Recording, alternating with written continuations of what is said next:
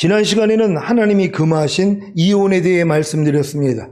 자기 정욕으로 인해 혼인을 깨는 것은 간음하는 것이고 만일 꼭 이혼하겠다면 음행한 경우에만 할 수 있다고 말씀드렸습니다. 이혼은 배우자의 음행 외에는 성사될 수 없습니다. 배우자가 음행을 했다면 이미 결혼 언약이 깨어진 것이기에 이혼해도 죄가 되지 않으나 상대가 회개한다면 용서해주고 다시는 음행하지 않도록 도와주어야 합니다. 물론 믿지 않는 자가 이혼을 요구한다면 이혼해도 됩니다. 믿는 형제나 자매가 이런 일에 얽매일 것이 없는 이유는 하나님이 믿는 자들을 부르셔서 평화롭게 살기를 원하시기 때문입니다. 고린도전서 7장 15절을 세 번역으로 읽겠습니다. 그러나 믿지 않는 사람 쪽에서 헤어지려고 하면 헤어져도 됩니다. 믿는 형제나 자매가 이런 일에 얽매일 것이 없습니다. 하나님께서는 여러분을 부르셔서 평화롭게 살게 하셨습니다. 아멘. 믿지 않는 사람이 누구입니까? 하나는 예수님을 구세주로 믿고 영접하지 않은 불신자이고 또 하나는 예수님을 구세주로 믿고 영접한 후에 착한 양심을 저버리고 믿음을 완전히 잃어버린 신자입니다. 디모데전서 1장 19절을 현대인의 성경으로 읽겠습니다. 다 같이 읽습니다. 시작. 믿음과 착한 양심을 가지시오. 어떤 사람들은 이 양심을 저버렸고 믿음을 완전히 잃어버렸습니다. 아멘. 예수님을 구세주로 믿고 영접한 후에 착한 양심을 저버리고 믿음을 완전히 잃어버린 신자는 간음할 뿐만 아니라 포공과 폭행, 도박과 술, 마약, 게임, 사치, 쇼핑 등에 중독이 되어 가정을 돌보지 않기에 믿는 형제나 자매가 아닙니다. 이런 배우자가 남편이나 아내와 함께 살기를 원하지 않으면 이혼해도 상관이 없습니다. 왜냐하면 하나님은 여러분을 부르셔서 평화롭게 살기를 원하시기 때문입니다. 혹여 이런 이유가 아님에도 불구하고 이혼했다면 주님께 나아가 이혼한 죄를 자백하고 회개함으로 죄사함과 의롭다함을 얻고 자유하시기를 바랍니다. 사랑하는 시온의 성도 여러분, 예수님이 구원받은 제자들에게 산상수훈을 선포하신 것은 구원받은 하나님의 자녀가 되었어도 산상수훈의 말씀을 지킬 수 없다는 사실로 인해 절망하게 하므로 결국에는 산상수훈을 지키게 할 수 있는 성령 세례의 필요성을 알게 하여 성령 세례를 구하게 하기 위함입니다. 여러분은 산상수훈을 통해 자신의 죄악과 허물을 발견함으로 진심으로 회개하여 성령 세례를 구하시고 이미 성령 세례를 받으신 분들은 산상수훈을 실천함으로 빛나고 깨끗한 세마포를 잇는 신부단장을 하시기를 바랍니다. 사실 성령 세례를 받으신 분들도 산상수훈을 실천함으로 빛나고 깨끗한 세마포를 입을 수 없습니다. 그래서 신부단장을 할 수가 없는 것입니다. 왜냐하면 죄의 몸이 남아있기 때문입니다. 그래서 죄의 몸을 멸하여 다시는 죄에게 조응 노릇하지 않기 위해 몸의 구원인 성령 충만을 받아야 하는 것입니다. 그래야 온 영과 혼과 몸에 하나님의 풍성한 생명을 얻어 산상수훈을 실천함으로 빛나고 깨끗한 세마포를 입는 신부단장을 할 수 있습니다. 여러분들이 거듭난 후에 만약에 가르치는 주의 종이 반드시 산상수훈 배워가지고 실천해야 됩니다. 이것만 강조를 하고 이제 가르쳤더라면요.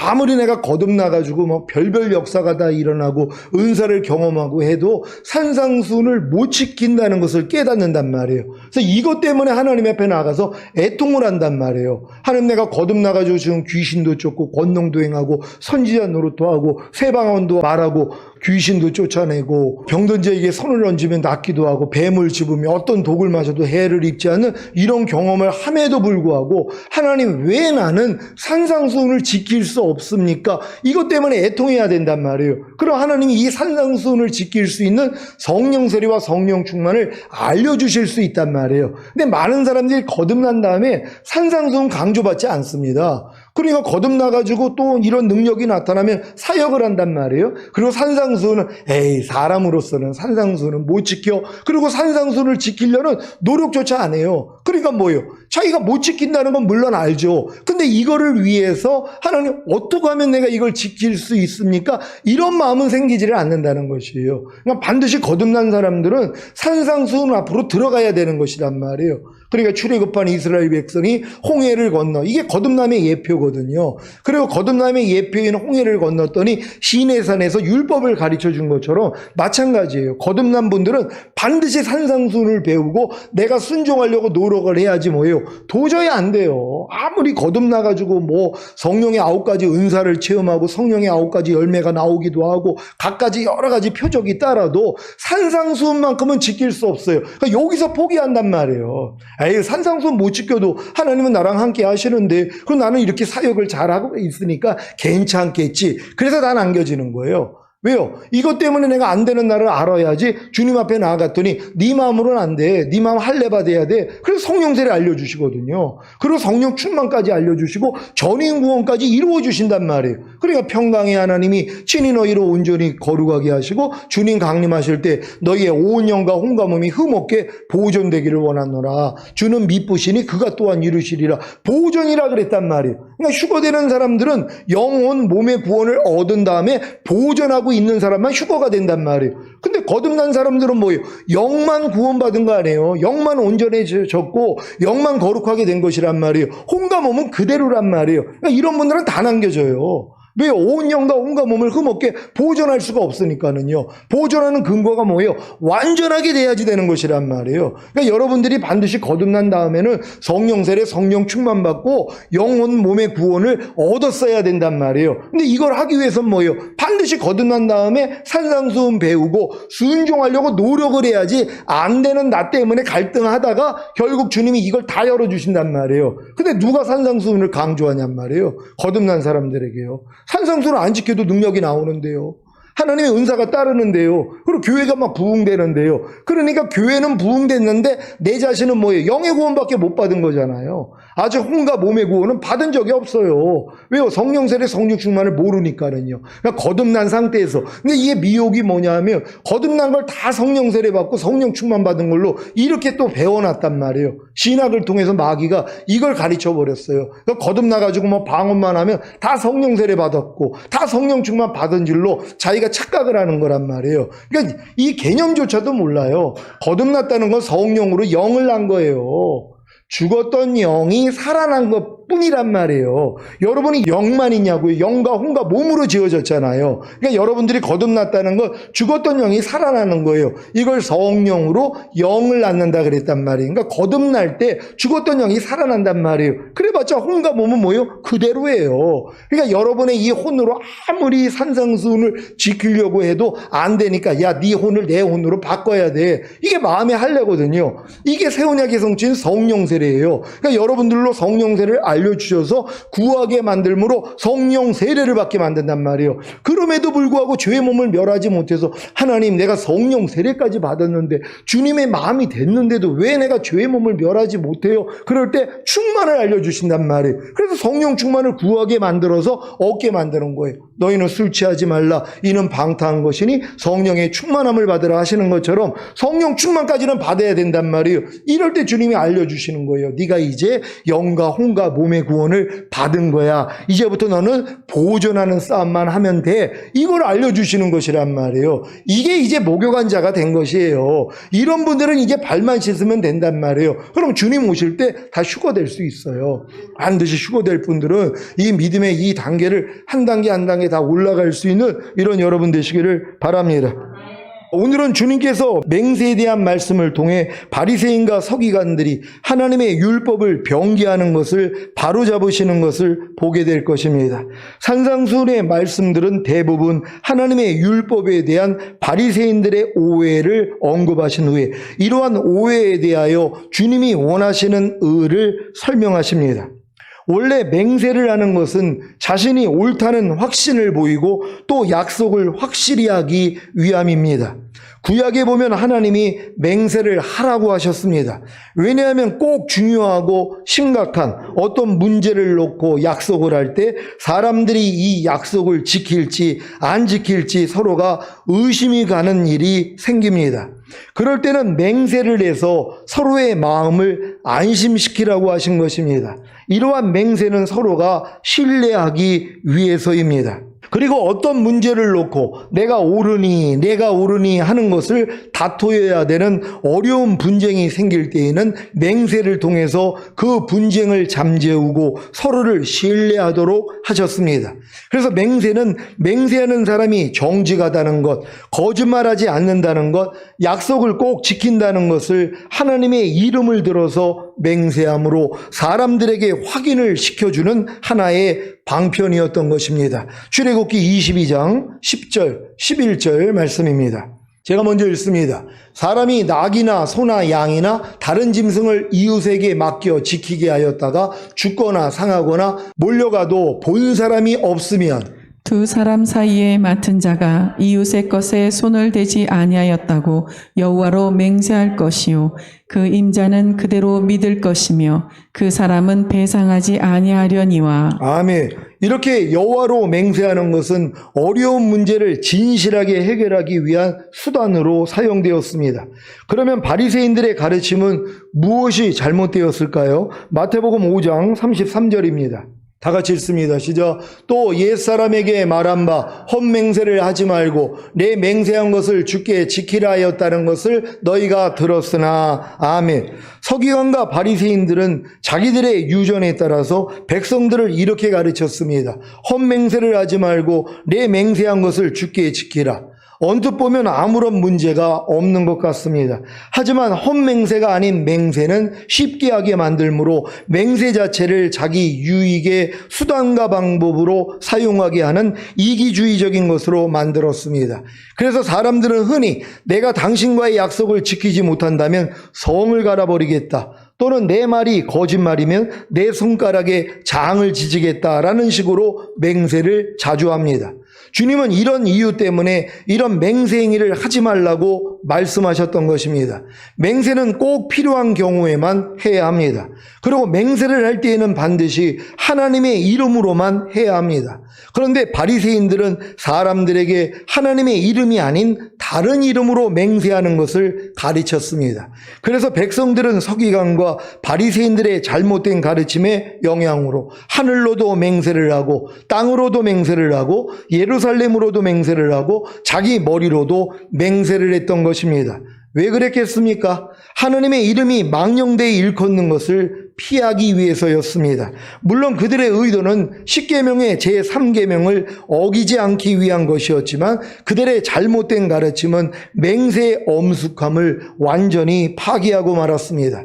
서기관과 바리새인들은 자기들에게 이익이 되는 것은 반드시 지키라고 강요하고 자기들에게 별반 이익이 되지 않는 것은 지키지 않아도 된다고 가르쳤습니다. 예를 들면 누구든지 성전으로 맹세하면 아무 일 없거니와 성전의 금으로 맹세하면 지킬지라고 가르쳤으며 누구든지 제단으로 맹세하면 아무 일 없거니와 그 위에 있는 예물로 맹세하면 지킬지라고 가르쳤습니다. 사실은 성전의 금보다는 그 금을 거룩하게 하는 성전이 더 중요하고 제단의 예물보다는 그 예물을 거룩하게 하는 제단이 더 중요함에도 불구하고 그들은 이렇게 자기들에게 이익이 되는 것은 반드시 지키라고 강요하고 자기들에게 별반 이익이 되지 않는 것은 지키지 않아도 된다고 가르쳤던 것입니다. 그러니 얼마나 외식적입니까? 이런 의를 가지고 어찌 천년왕국에 들어가겠다고 말할 수 있겠습니까? 그래서 예수님은 서기관과 바리새인들의 외식적인 의로는 결단코 천년왕국에 들어갈 수 없다고 말씀하신 것입니다. 원래 맹세라는 것은 좋게 이용할 때에는 서로를 신뢰할 수 있어서 좋은 것이었습니다. 그러나 예수님 당시의 사람들은 이런 맹세를 악용하기 시작한 것입니다. 맹세를 하면 사람들이 믿어준다는 사실을 이용해서 자기의 어떤 주장을 관철하기 위해 혹은 약간 거짓말이 섞여 있는 것을 사람들이 믿도록 하기 위해 맹세를 함부로 하는 것입니다. 그런데 맹세를 함부로 하면서도 여호와의 이름을 걸고 맹세하는 게 좀 겁이 난 것입니다. 왜냐하면 여호와의 이름을 걸고 맹세하면 반드시 지켜야 하고 안 지키면 하나님이 그 값을 찾는다고 하시니 그것이 겁이 난 것입니다. 그래서 할 수 있으면 여호와의 이름을 피하고 맹세하려다 보니 하나님보다 높지는 못하지만 하나님보다 조금 낮고 그러나 상당히 커 보이는 것을 전부 끌어내어 맹세하기 시작한 것입니다. 이런 이유 때문에 사람들은 하늘을 걸고 맹세하고 땅을 걸고 맹세하고 예루살렘을 걸고 맹세하고 심지어는 자기의 머리를 걸고 맹세하였습니다. 그런데 주님께서는 그 무엇으로도 맹세하지 말라고 하셨습니다. 마태복음 5장 34절로 36절입니다. 제가 먼저 읽습니다. 나는 너에게 이르노니 도무지 맹세하지 말지니 하늘로도 말라. 이는 하나님의 보좌임이요 땅으로도 말라. 이는 하나님의 발등상임이요 예루살렘으로도 말라. 이는 큰 임금의 성임이요. 다 같이 내 머리로도 말라. 이는 내가 한 터럭도 희고 검게 할 수 없음이라. 아멘. 하늘로도 맹세하지 말아야 합니다. 왜냐하면 하늘은 하나님의 보좌이기 때문입니다. 하늘을 두고 맹세하는 것은 결국은 하나님을 두고 맹세하는 것이기에 하나님의 이름을 망령되이 일컫는 죄에 해당됩니다. 그래서 하늘로도 맹세하지 말라고 하신 것입니다. 땅으로도 맹세하지 말아야 합니다. 왜냐하면 땅은 하나님의 발등상이기 때문입니다. 땅으로 맹세하는 것은 결국에는 하나님을 두고 맹세하는 것이기에 하나님의 이름을 망령되이 일컫는 죄에 해당됩니다. 그래서 땅으로도 맹세하지 말라고 하신 것입니다. 예루살렘으로도 맹세하지 말아야 합니다. 왜냐하면 예루살렘은 큰 임금의 성이기 때문입니다. 그 안에 하나님이 거하시는 성전이 있었습니다. 예루살렘으로 맹세하는 것은 결국에는 하나님을 두고 맹세하는 것이기에 하나님의 이름을 망령되이 일컫는 죄에 해당됩니다. 그래서 예루살렘으로도 맹세하지 말라고 하신 것입니다. 자기 머리로도 맹세하지 말아야 합니다. 왜냐하면 사람은 자기 머리를 한 터럭도 희고 검게 할 수 없기 때문입니다. 이것도 다 하나님의 소관입니다. 자기 머리로 맹세하는 것은 결국에는 하나님을 두고 맹세하는 것이기에 하나님의 이름을 망령되이 일컫는 죄에 해당됩니다. 그래서 자기 머리로도 맹세하지 말라고 하신 것입니다. 하나님의 의도는 우리가 무엇으로 맹세를 하든지 간에 모두 하나님과 관련이 있다는 것입니다. 그래서 주님은 바로 이런 종류의 맹세를 전혀 하지 말라고 하신 것입니다. 10번 맹세하고 지키지 않는 것보다는 차라리 한 번이라도 진실하게 자기 할 도리를 하는 것이 훨씬 낫습니다. 우리 주변에도 그런 사람들이 많습니다. 약속은 뻔질나게 하면서 지키지는 않습니다. 여러분은 순간적으로 민망함과 상대의 책망을 피하기 위해 거짓 약속을 하지는 않습니까?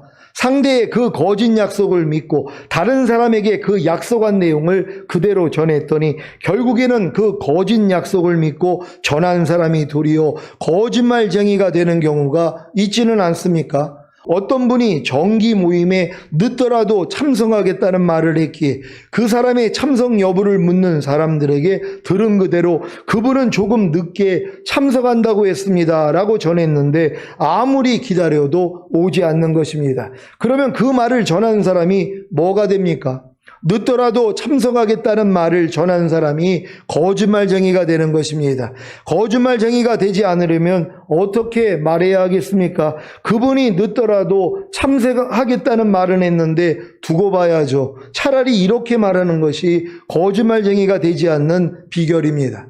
여러분 개인이 약속을 어기는 것이 자기 자신을 속이는 것뿐만 아니라 그 약속을 들은 사람을 거짓말쟁이로 만들 수 있다는 사실을 아시고 헛된 약속을 하지 않으시기 바랍니다.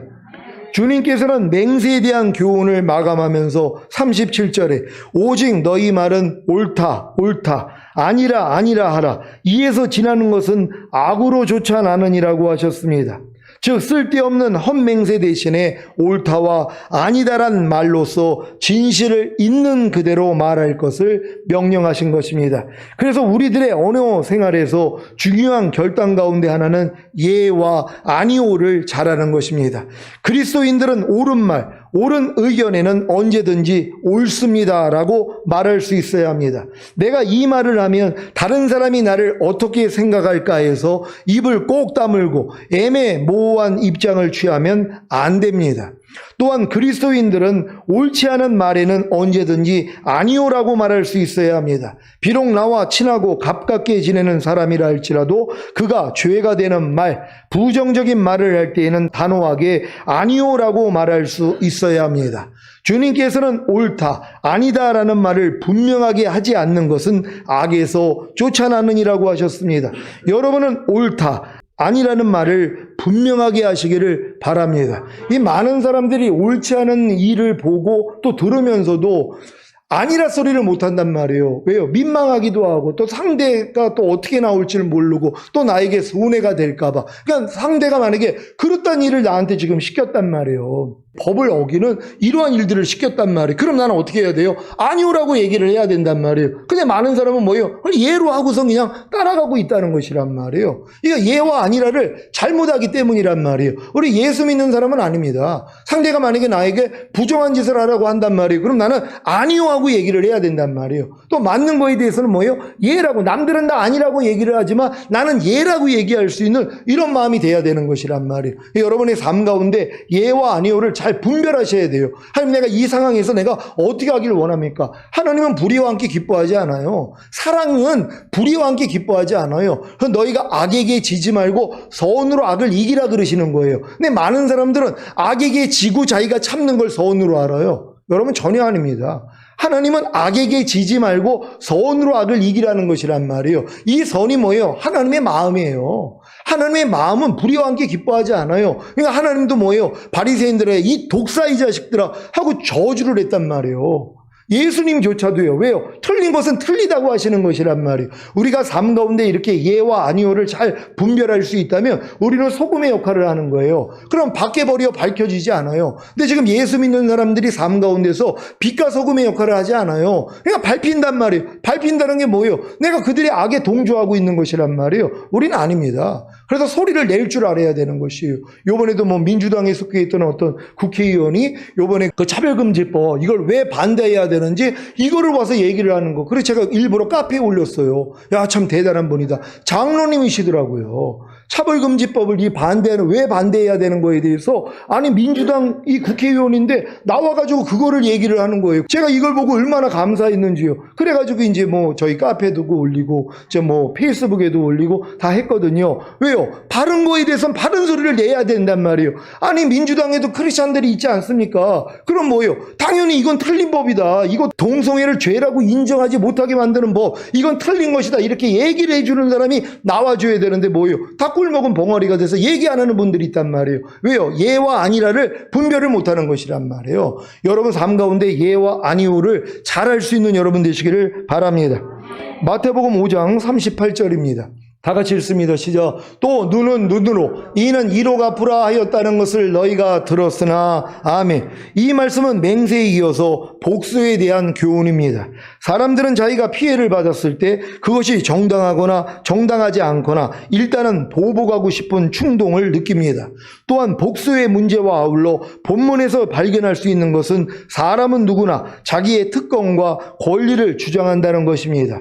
사람이 소유해야 할 특권과 권리는 참으로 소중한 것이지만 그것만을 주장함으로써 생기는 여러 가지 문제에 대해서 예수님께서 말씀해주고 계십니다. 복수는 죄인된 인간의 본능입니다.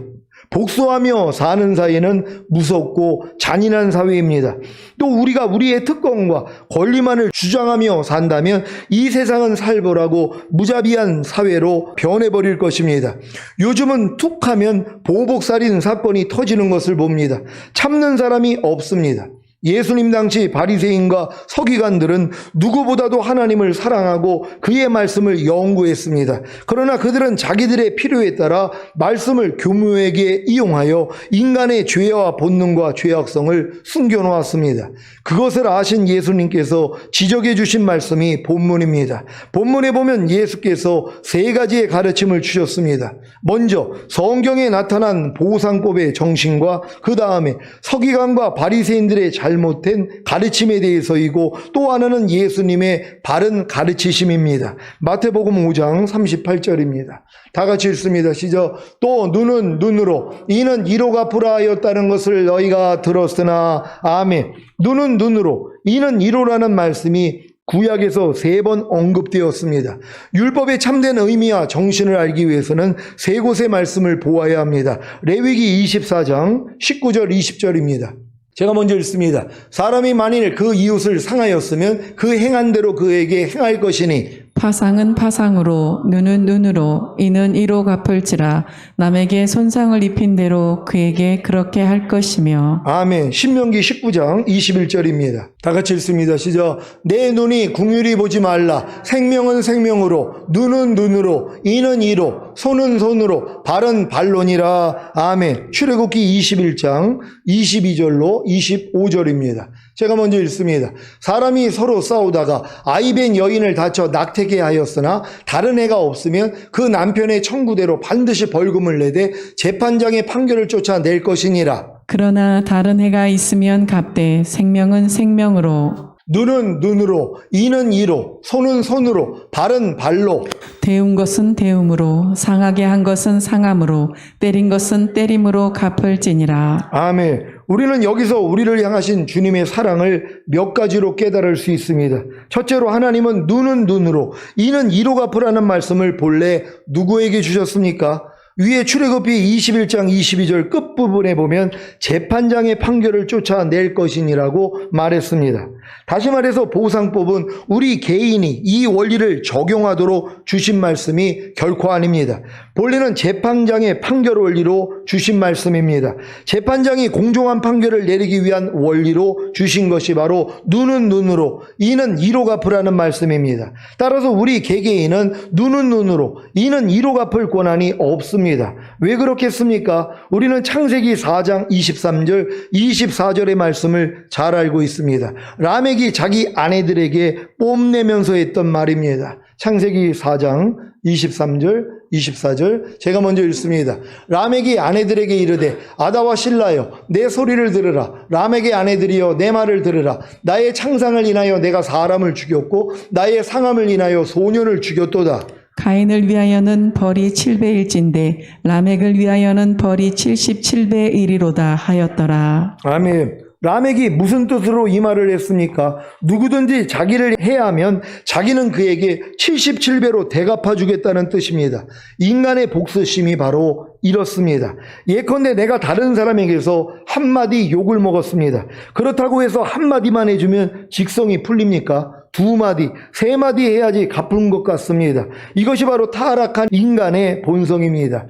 만일 내가 실수로 다른 사람들에게 어떤 피해를 주었는데 그 사람이 내게 2배, 3배로 보복을 한다면 어떻게 되겠습니까? 그래서 하나님은 나를 보호하시기 위해서 개인적으로는 절대로 눈은 눈으로, 이는 이로 갚는 것을 허용치 않으신 것입니다. 살다 보면 상대에게 오해를 당하는 경우가 생깁니다. 자기가 하지도 않은 일에 대하여 또는 상대의 그릇된 판단에 의하여 오해를 받을 때가 종종 있습니다. 그럴 때 어떤 반응이 나옵니까? 불쾌합니까? 아니면 즉시로 오해를 풀어 자신의 억울함을 해소하려고 합니까? 이것은 상대에 의하여 조종당하는 것과 같습니다. 사실 상대를 통해 역사하는 악한 영들의 영향을 받는 것입니다. 그래서 여러분은 오해를 받더라도 도리어 하나님을 생각함으로 참고 하나님께 자신의 억울함을 토설하는 편이 훨씬 낫습니다.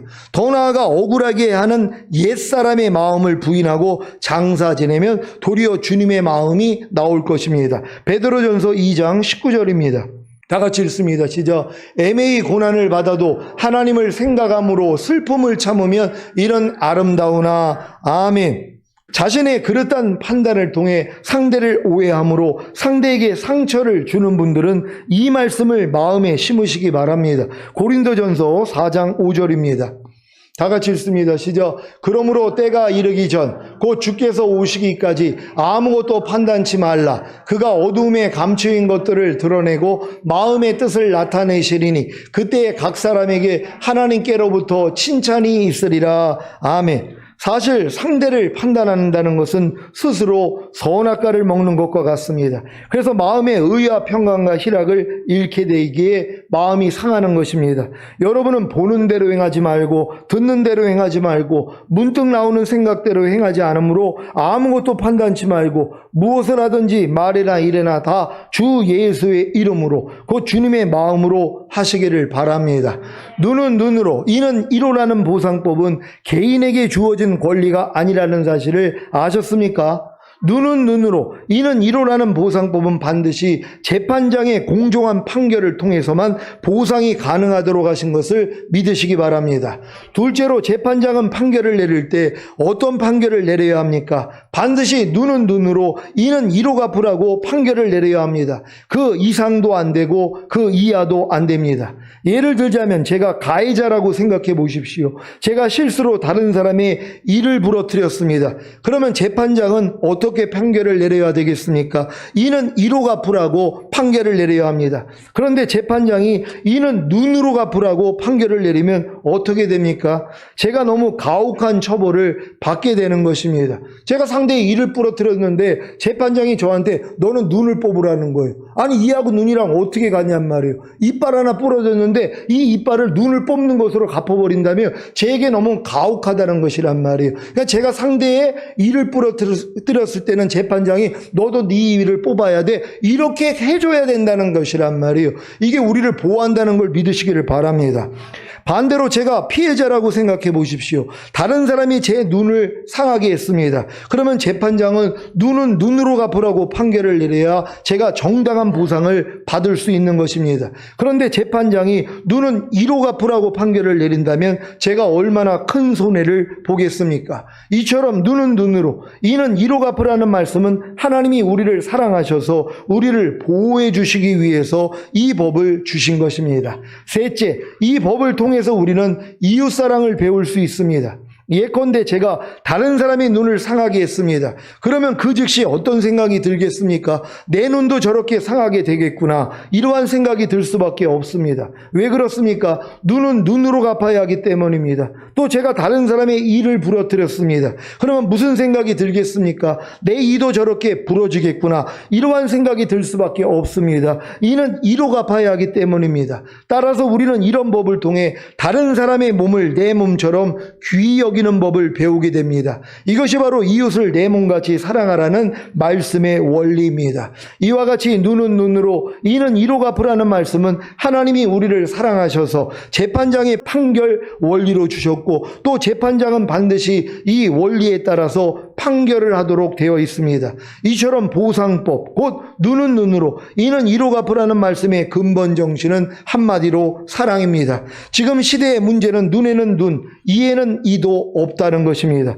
수년 전에 모 대기업 회장이 어떤 사람을 잡아놓고 야구 방망이로 때린 사건이 있었습니다. 우리나라에도 눈에는 눈, 이에는 이라는 보상법이 있었다면 그 회장이 그 사람을 야구 방망이로 때릴 수 있었겠습니까?